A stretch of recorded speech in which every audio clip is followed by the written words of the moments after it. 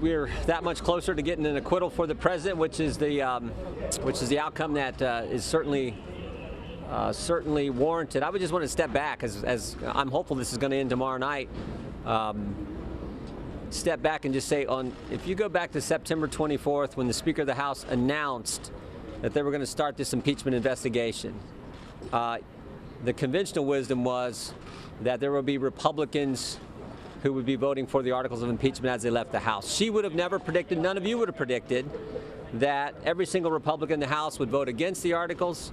You'd have one Democrat vote with us, another Democrat vote with us on one of the articles, a third Democrat vote present, and a fourth Democrat vote with us, and then switch parties.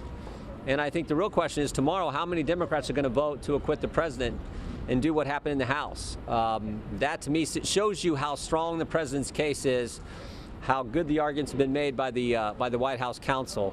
And Mark and I think a whole bunch of other Americans are hopeful that this is all over tomorrow night and we get an acquittal for the president. We'll take some questions. What if it's not over with an acquittal? The chairmanship, Speaker Pelosi, haven't ruled out the possibility that they would try to subpoena some of the folks who haven't testified to come back to the House and talk, like John Bolton. I mean, what would your reaction be if this continues to be an ongoing rollout of additional evidence after the fact? I fully expect that.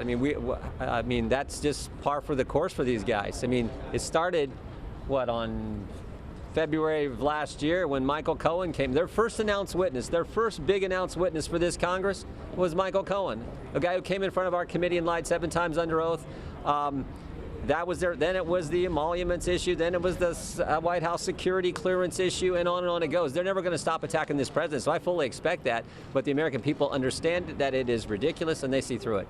Was it appropriate for Justice Roberts to block the Rand Paul question naming the alleged whistleblower? I think every single senator should be able to ask the questions that they want to ask in the form and format that they want to ask it. So I think the senator's question should be asked. I think the Chief Justice has done a good job running the overall proceedings, but every senator, I believe, deserves the right to ask the question in the form that they've posed it and presented it. You don't think it would have been dangerous, though, to potentially out the legislature on the Senate floor? I think every senator should be able to ask the question in the form and format that they've presented it to the presiding officer, and then I think that just should be how it's done. Remember, when this all started, the guy who's talked more on the Senate floor than anyone else, Mr. Schiff, remember what he told us? We look forward to hearing from the whistleblower. Boy, that's changed.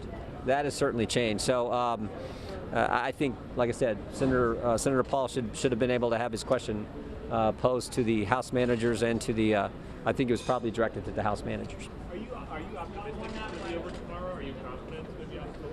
I'm optimistic, yes, very, very much so. I think Mark is as well. Yeah, I think.